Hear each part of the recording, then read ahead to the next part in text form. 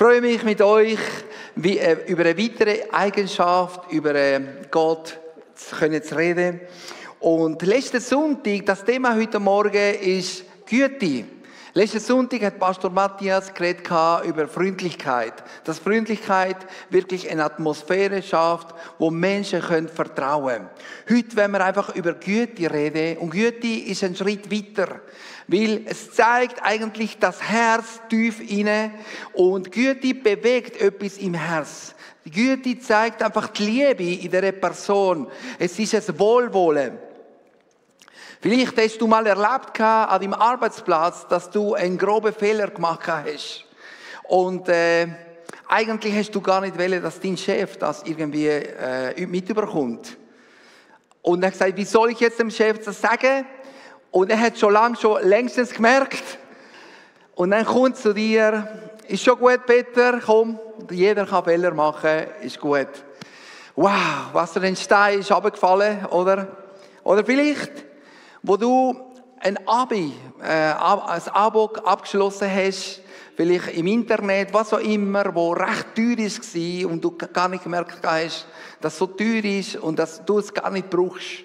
Und hast überlegt, wie soll ich es jetzt meiner Frau sagen, was ich da, wo ich verwickelt bin, jetzt muss ich ein ganzes Jahr zahlen. Und dann kommst du zu deiner Frau und sie sagt, ist okay, komm, jeder macht Fehler, gehen wir drüber, wir zahlen das schon. Das ist Güte. Güte ist auch, wenn jemand dich beleidigt hat oder du hast jemanden beleidigt. Und du hast Worte gesagt, Sachen gesagt, die du hast nicht sagen sollen. Vielleicht ein Freund, der seit Jahren lang du ihn kennst. Und du sagst, wie soll ich ihm das sagen? Wie soll ich mich versöhnen mit ihm? Und dann kommst du zu ihm und erwartest alles andere als Liebe, Verständnis von deinem Kollegen. Und er sagt, okay, ist gut, vergebe dir, komm, machen wir weiter. So schön. Wir möchten einfach schauen, euch fehlt uns immer wieder der Mut, einfach das Richtige zu tun. Und das ist der Titel der heutigen Predigt, Güte vom Mut, das Richtige zu tun. Und uns fehlt immer manchmal der Mut, dass wir in Güte handeln. Oft handeln wir in unserem alten Natur, in unserem Fleisch und wir wollen einfach zurückzahlen, wie die Person uns gezahlt hat. Wir möchten da einfach schauen, was heisst Güte. Definition von der Oxford-Definition heißt, Güte ist eine moralische Qualität, die Rechtschaffenheit, Wohlwollen und Großzügigkeit umfasst. Güte auf Griechisch, wie in Galater, der ganze Galaterbrief ist auf Griechisch geschrieben worden und darum möchten wir einfach wissen, was die Bedeutung heißt. Das Wort Agathosyne heißt, ist eine aktive Tugend, die Gutes tut und das Wohl anderer sucht, oft auch durch gerechte und wohltätige Handlungen. Das Wort wohlwollend sehen wir einfach in beiden Definitionen. Das bedeutet großzügig, rücksichtsvoll und das ist eine Güte, die aktiv ist, die nicht passiv ist. Eine Güte, die wirklich das Beste sucht für das andere.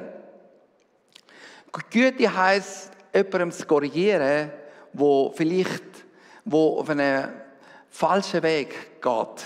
Und du brauchst Mut, mit dieser Person zu reden und zu sagen, los, das ist der Weg. Das, was du im Moment tust. Das braucht Mut.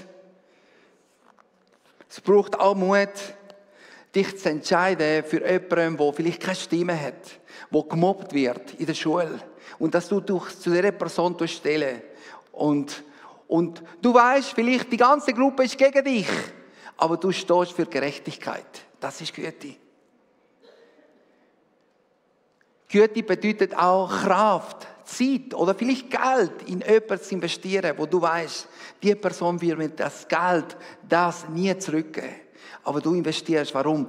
Du schätzt die Freundschaft, du liebst die Person. Du zeigst deine Liebe, das Wohlwollen zu dieser Person.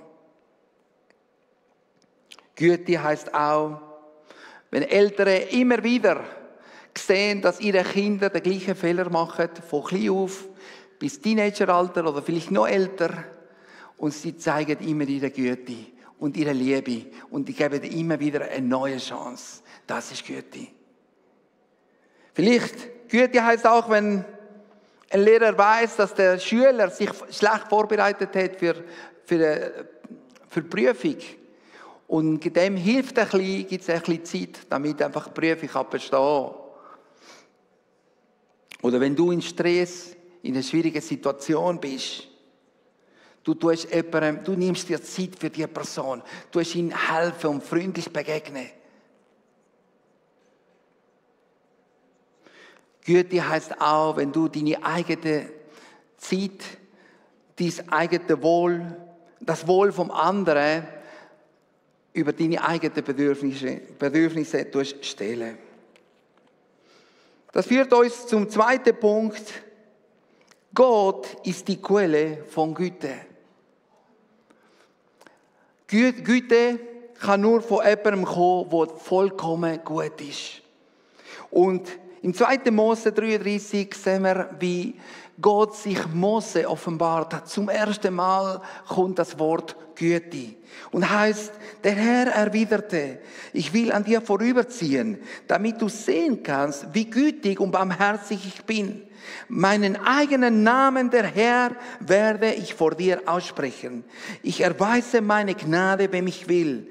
Und über wen ich mich erbarmen will, über den werde ich mich erbarmen. Gott ist reich an Barmherzigkeit und Güte. Und er sagt, ich erbarme mich, über wen ich will. Er ist die Person, es ist ein wesentlicher Charakter von Gott, Güte. Das Wort auf Hebräisch hier heißt Chesed und kommt immer wieder vor in der Bibel.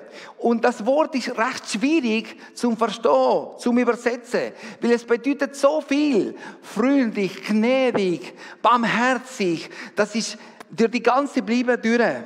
Und es bedeutet ein loyales Verhalten, also dass man ein Versprechen hält, motiviert durch tiefe persönliche Fürsorge. Das ist Gott. Gott, wo es Versprechen, dir Verheißungen, mehrere Verheißungen gegeben hat, tausende Verheißungen für dein Leben. Und er sagt, ich werde meine Verheißungen, mein Versprechen halten. Das ist Güte. Persönliche Fürsorge. Gott schaut für dich, er will das Beste für dein Leben. Gott ist Chesed. Ja? Merke, das ist ein vollkommenes, moralisches Eigenschaft, wo durch Freundlichkeit, Wohlwollen und Großzügigkeit. Die ganze Bibel redet, habe ich geschaut, über 300 Stellen in der Bibel redet über Güte. Vor allem Psalmen. In Psalmen allein finden wir 90 Stellen, wo über Güte redet. Und heißt, deine Güte ist so weit bis zu den Himmel. Deine Güte umgibt mich. Und Menschen, die immer wieder die Güte Gottes preisen. Warum? Weil die Güte ist ein unverdientes Geschenk. Es ist seine Gnade. Du und ich, wir haben das gar nicht verdient. Und dass du da bist, ist, weil Gott gut ist mit dir. Er meint es gut mit dir. Und er hat wunderbare Pläne mit dem Leben. Psalmist sagt, Psalm 105, der Herr ist gut und seine Güte währt ewiglich. Seine Treue überdauert alle Generationen. Wir dürfen jetzt von dieser Güte schmecken, wie der einzige Vers heißt, schmecket und seht, wie gut, dass der Herr ist. Ja. Und das ist die Güte, die für immer und Ewigkeit. Wir dürfen nicht nur da auf dieser Welt von seiner Güte empfangen und auskosten, sondern in alle Ewigkeit. Wie schön zu wissen, dass du und ich so einen guten Gott haben. Er ist vollkommen gut mit deinem Leben. Und ich weiß nicht, wie du dich fühlst heute Morgen. Vielleicht denkst, Gott hat mich vergessen. Die Pläne, die er für mein Leben hat, wollte ich dir sagen. Gott meint es gut mit dir und er will all seine Pläne und Verheißungen in deinem Leben erfüllen. Gott ist gut. Kannst du deinem Nachbar sagen, Gott ist gut mit dir? Es ist gut, dass wir es bekennen, was für ein guter Gott das wir haben. Wir sind die glücklichsten Menschen auf dieser Welt. Und wir haben so viel Grund, Gott zu danken. Er ist gut mit uns jeden Tag. Er schenkt uns Leben, Gesundheit, Arbeit, eine Familie. Er schenkt so eine wunderbare Gemeinde. Und darum dürfen wir da sein als seine Gemeinde. Menschen, die die Güte Gottes erlebt haben. Und darum dürfen wir einfach gütig sein zueinander. Andere vergeben, einander vergeben. Amen. Amen. Ein wunderbares Beispiel sehen wir im Alten Testament. Die Begebenheit, die Geschichte über Elisa und die syrische Armee. Israel steht vor einer grossen Bedrohung wieder mal. Und der König von Syrien plant einen grossen Angriff. Aber Gott zeigt dem Prophet Elisa durch Visionen all die Planung von diesen Angriff. Und dann sagt der König von Syrien, irgend von euch da ist ein Verräter. Gott alles erzählen. Und sagt, nein, mein Herr. Gott offenbart dem Prophet Elisa alles, was passiert in dem stillsten Kämmerlein. Und er sagt, das kann doch nicht sein. Er bereitet eine riesige Armee und schickt einfach der Elisa, Gefangene. Die ganze Armee tut die ganze Stadt umzingeln. Und da zeigt Gott dem Diener vom Elisa all die Engel, wo die ganze Stadt um sind und heißt, mehr sind die mit uns sind, als die gegen uns sind. Und Elisa betet, dass die ganze Armee blind wird. Und tatsächlich, plötzlich werden geschlagen mit Blindheit. Und er sagt, nein, das ist nicht der Ort. Kommt mit mir, ich führe euch an den Ort, wo ihr sollt hingehen. Und so kommen sie in Samaria an. Samaria ist die Hauptstadt von Israel gewesen. Und plötzlich sagt Elisa, macht ihnen die Augen auf. Sie erwachen und plötzlich sehen sie stehen vor dem König von Israel. Und der König sagt, wow, jetzt ist meine Stunde gekommen, jetzt tun wir alle abschlachten. Aber Elisa sagt, halt, wir möchten jetzt mit Güte handeln. Gib ihnen zu essen, gib ihnen Wasser und schickt sie wieder heim. Wisst ihr, was passiert ist? Die Armee ist friedlich heimgegangen, sie haben die Welt nicht mehr verstanden und die Armee ist nie mehr zurückgekommen. Da spüren wir die Macht von der Güte. Die Macht von der Liebe, die triumphiert über jede Macht von der Finsternis, von Hass. Und das ist die Güte, die Gott in deinem Leben und in meinem Leben will, dass es einfach sich offenbaren kann. Gottes Güte und Gnade ist größer und mächtiger als jede Macht von der Finsternis. Über Krieg, über alles, was wir heutzutage erleben. Und wir sind das Volk, das berufen sind worden, seine Güte weiterzugeben.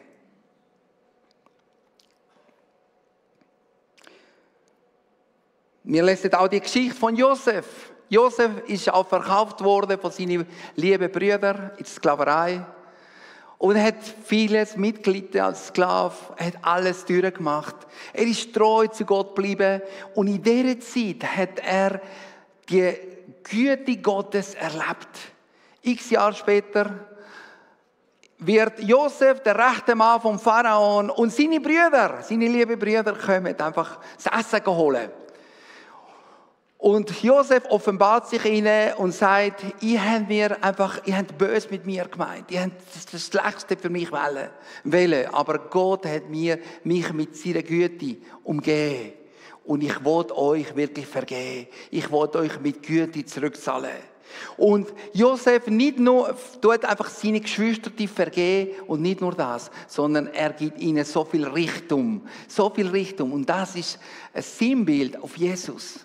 Ja, du und ich, wir sind zu Jesus gekommen und wir haben eigentlich nichts verdient. Aber Gott hat uns vergeben und er hat uns so viel Richtung geschenkt. Wie viele von euch haben einfach Richtung, einfach die Güte von Gottes erlebt in eurem Leben? Amen. Ja, könnt ihr einfach eure Hände sehen. Ich glaube, wir alle.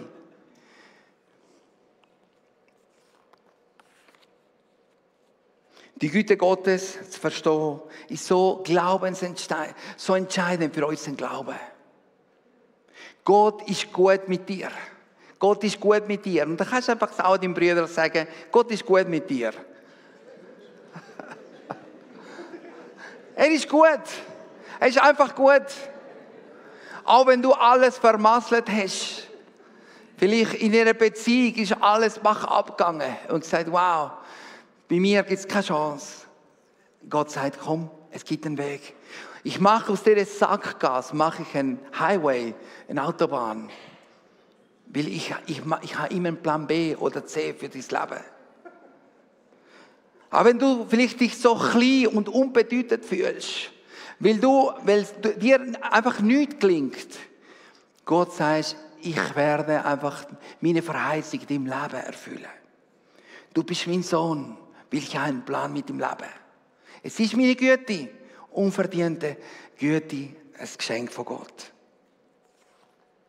In Epheser, Paulus sagt, Epheser 2, 4, 5, Gott aber, der reich ist an Barmherzigkeit, hat um seiner großen Güten willen, mit der er uns geliebt hat, auch uns, die wir tot waren in den Übertretungen, mit dem Christus lebendig gemacht.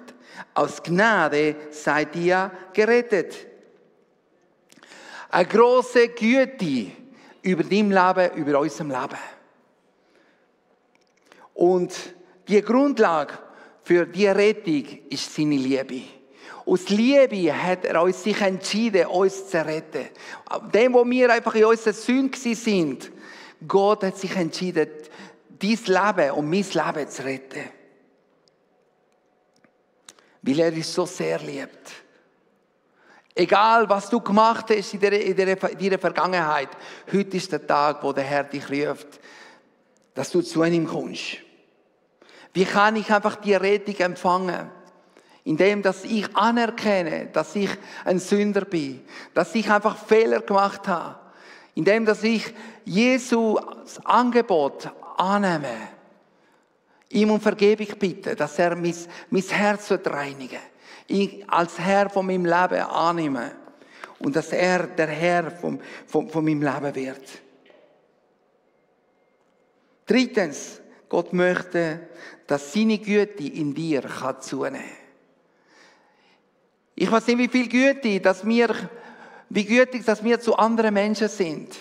Und das ist nicht abhängig von wie viele Jahre dass du Christ bist. Vielleicht bist du 2 Jahre oder vielleicht bist du 50 Jahre Christ. Es hat damit zu tun, wie weit, dass wir unser Herz für Jesus, für den Heiligen Geist aufmachen, dass er sein Werk in uns tun kann. In Galater, Kapitel 5, lesen wir wieder, 22, 23, wenn dagegen der Heilige Geist unser Leben beherrscht, wird er ganz andere Frucht in uns wachsen lassen. Liebe, Freude, Frieden, Geduld, Freundlichkeit, Güte, Treue, Sanftmut und Selbstbeherrschung. Wow! Gott beschenkt uns mit allem. Und das ist eine Frucht und all die Eigenschaften von Gott, wird er das auch in deinem Leben, in meinem Leben sichtbar werden. Ein weiteres Beispiel von Güte sehen wir es auch im Neuen Testament. Als Jesus in Gethsemane mit seinen Jüngern am Betten ist, er weiß, es geht nicht mehr lang und er muss jetzt ans Kreuz gehen. In dem Moment kommen die Soldaten und mit dem Diener vom Hohenpriester und ihn gefangen zu nehmen. Petrus ist der Einzige, der geblieben ist neben Jesus. Wow, bravo Petrus. Da kommt der Malchus, ist der Diener vom Hohenpriester. Was macht Petrus? Er nimmt sein Schwert und wird sein Ohr abhauen. Man sagt, eigentlich hätte er nicht sein Ohr abhauen, sondern seinen Kopf abhauen. Aber er hat es nicht ganz verwünscht. Aber was macht Jesus in dieser Situation? Können wir uns vorstellen, was für ein spannender Moment. Er hat gewusst, ich werde sterben, ich muss all die Sünden auf mich nehmen. Aber er nimmt sich Zeit für Petrus. Er tut Petrus stoppen. Stopp, Petrus, so nichts. Nicht mit Gewalt, sondern mit Güte. Das ist nicht der Weg, Petrus. Tu dein Schwert wieder versorgen. Und er hat ihm einfach eine Lektion erteilt. Er hat einfach mitfühlen, was er ein Groll, vielleicht ein Hass, wo Petrus hatte auf die römischen Soldaten. Aber Jesus hat seine Güte, seine Liebe gezeigt. Und er nimmt das Ohr von Malchus und macht einfach eine schnelle Operation. Und wieder ist alles gut. Trotzdem, wir hören nicht, dass der Malchus sich dann bekehrt hat. Vielleicht später, wer weiß. Eines Tages werden wir es wissen. Aber Jesus hat seine Güte gezeigt.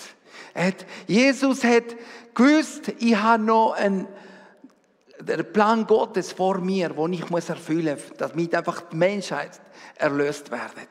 Und aus Güte, aus Liebe hat er gesagt, okay, ich gehe den Weg. Es gibt nur einen einzigen Weg. Jesus zeigt seine Güte. Aber er zeigt auch seine Selbstlosigkeit. Er hat nicht an sich selber gedacht. Er hat an dich und an mich gedacht. Warum? Weil er es so liebt. Das ist das grösste Geschenk, das du und ich empfangen können. Seine Güte und Gnade über unserem Leben. Unverdiente Gnade, unverdiente Güte. Er hat auch nicht Petrus bloßgestellt, sondern in Liebe ihn zurechtgewiesen. Das ist, was Jesus mit dir und mit mir macht. Wenn wir einfach unsere Sünde, unsere Schwächen bekennen. Nicht, damit alle es wissen, sondern damit einfach wir vor Gott können einfach wirklich ein reines Herz überkommen. Güte bedeutet, den Mut zu haben, das Richtige zu tun. Wir haben das Bild da. Wie reagierst du, wenn du in so Stresssituationen bist? Fährst du verstreiten mit deiner Frau, mit deiner Verlobten oder wer auch immer, mit dem Chef? Reagieren wir einfach in Güte oder reagieren wir in unserem Fleisch? Ich habe das Recht, was er mir angetan hat. Du hast keine Ahnung. Ich möchte das jetzt mal als Beispiel, das Thema darstellen.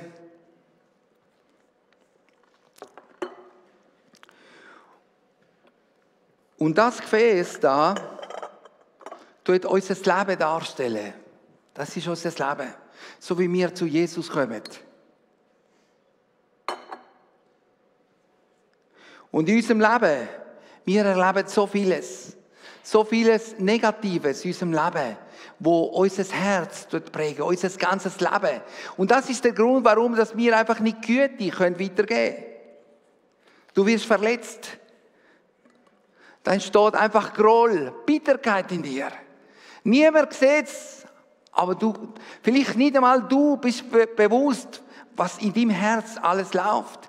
Manchmal fühlst du dich so einsam und dann denkst du, was ist in mir los? Das sind Dinge, die passiert sind. Dann sagst du hast Amos keine Ahnung, was mir passiert ist. Die Person hat wirklich mich dermaßen ausgenutzt, über Jahre hinweg. Ich habe ihm mein Vertrauen geschenkt. Die Person kann ich einfach nie vergeben. Ich habe einfach ein paar Mal probiert zu vergeben, aber es ist immer noch etwas da. Die Person hat meine Karriere kaputt gemacht. Alles zerstört, Jahre, die ich investiert habe. In dem Studium, in dieser Lehre. Und jetzt habe ich keinen richtigen Abschluss.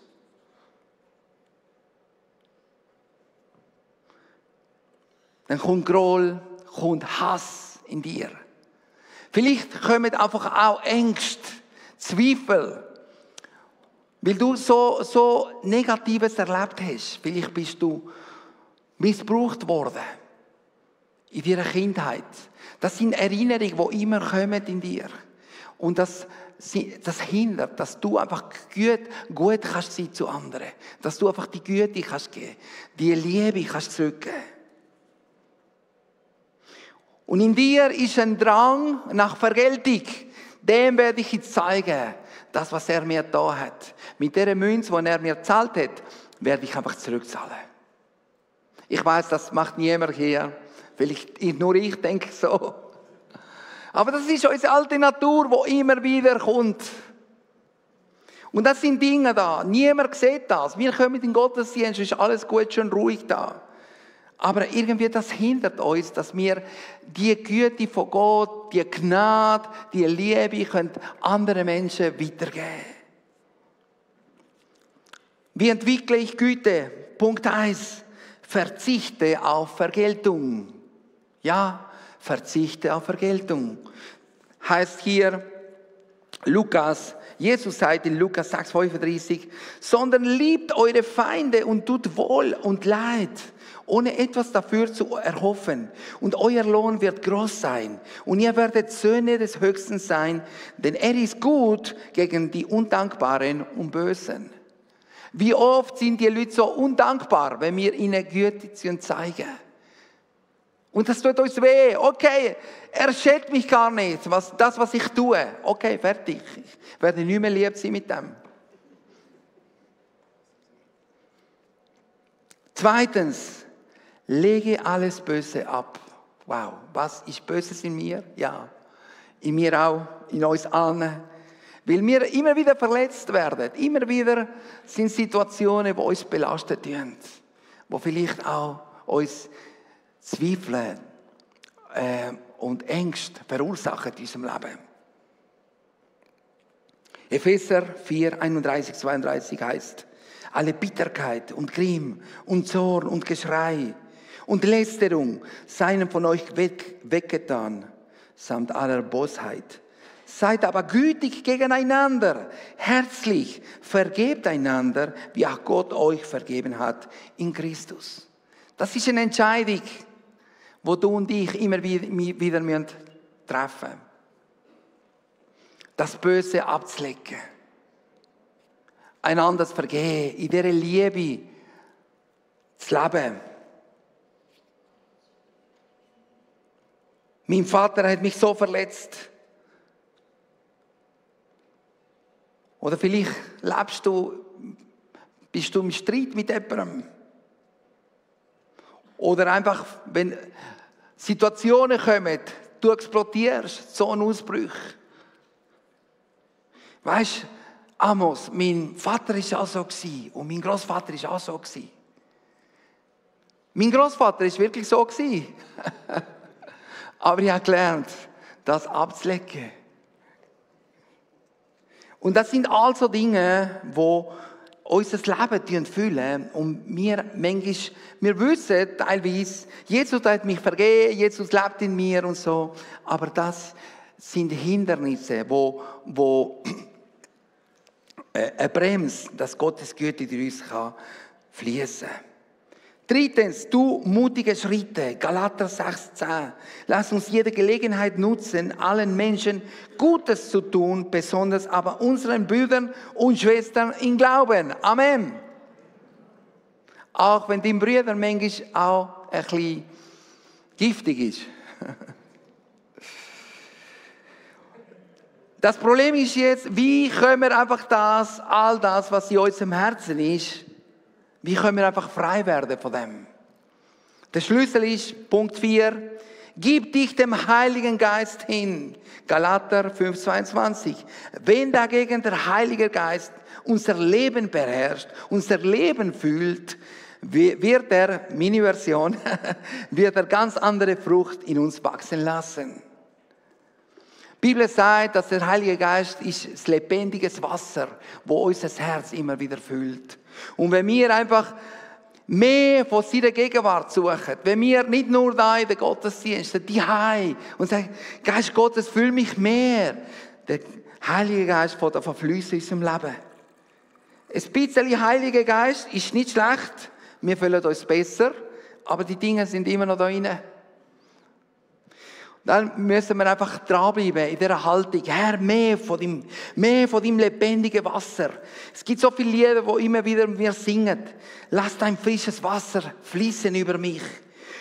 Und indem, dass du immer mehr und mehr vom Heiligen Geist lässt dich fühlen, was passiert, dass automatisch kommt alles an die Oberfläche. Das ist an die Oberfläche gekommen. Und etwas anderes ist, bleiben stecken.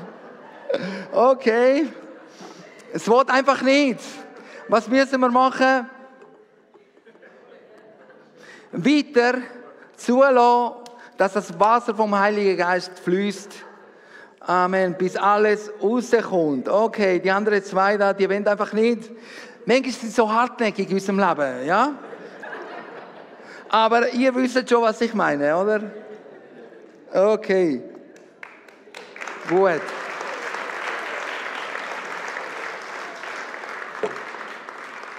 Wenn der Heilige Geist, wenn unser Leben voll von diesem lebendigen Wasser ist, dann hat einfach alles andere hat gar keinen Platz in unserem Leben.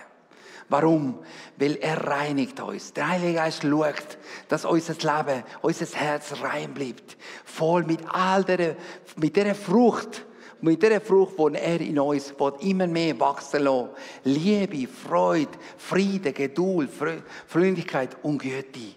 Ja, Gott ruft uns als Menschen, dass wir als Kinder des Lichts, wo seine Güte können zeigen, dass wir bekannt werden in dieser Stadt. Die Leute vom Buacheg sind voller Güte. Ich weiß nicht, was passiert, wenn ich in die Gemeinde komme. Die empfangen mich so gern. Sie erweisen mir nur Liebe zu mir. Warum? Weil du und ich Güte Gottes erlebt haben. Möchte ich euch bitten, aufzustehen und dass wir unsere Zeit nehmen, wo wir vor Gott sein können. Und dass ich möchte dich einladen, dass du dein Herz weit aufmachst. Dass bitte dem Heiligen Geist, dass er dir zeigt, ob Sachen sind in deinem Leben, wo es Hindernisse sind, dass die Güte durch dich fließen kann. Vielleicht Erfahrungen, Verletzungen, Groll nicht, Ängste. Zweifeln. Aber lass jetzt einfach, dass der Geist Gottes in dein Leben kann. Herr Jesus, wir danken dir für dein Wort. Danke, dass du ein Herz voller Güte hast. So grosszügig, dass du es gut meinst mit uns. Dass du wohlwollend bist zu uns. Herr, und dass du möchtest, dass wir einfach in dir wachsen können, Herr Jesus. Herr, und zunehmen, Herr, auch an Güte, Herr. Danke, dass du da bist, Herr. Und wir bitten dich, Herr, komm, Geist Gottes, und füll unser Leben neu mit deiner Gegenwart an dem heutigen Morgen. Und wenn du da bist und du möchtest Sachen ablegen vor Gott, das ist die Zeit jetzt. Ich möchte dich einladen, dass du führen kannst kommen, da beim Kreuz und rechts bei der Leinwand. Werden einfach Geschwister sein, die für dich werden beten. Und die nicht führen kommen, bitte ich euch einfach, wenn wir unser Herz weit auftun und zulassen, dass der Heilige Geist mit seinem lebendigen Wasser kann durch uns fließen. Danke, Herr Jesus. Danke, dass du, möchte dich bitte, erhebe da deine Hände, wo du bist, und mach dich weit auf für den Geist Gottes. Danke, dass du da bist, Geist Gottes. Danke, dass du Neues bewirken willst in unserem Leben. Und danke, Herr, dass du mit deiner Güte kommst. Danke, dass wir bei dir Vergebung empfangen. Danke, Herr. Danke, dass du einfach unsere Wunden, Herr, auch heilst. Herr, Personen, die wirklich Negatives, Schlimmes erlebt haben in der Vergangenheit. Danke, Herr, dass du wirklich uns ein neues Herz schenkst, Herr Jesus. Voll mit deiner Güte und Gnade. Halleluja, Halleluja. Wenn wir einfach in dieser Haltung von der Anbetung Gott suchen und zulassen, dass der Geist Gottes uns immer mehr und mehr einfach erfüllt.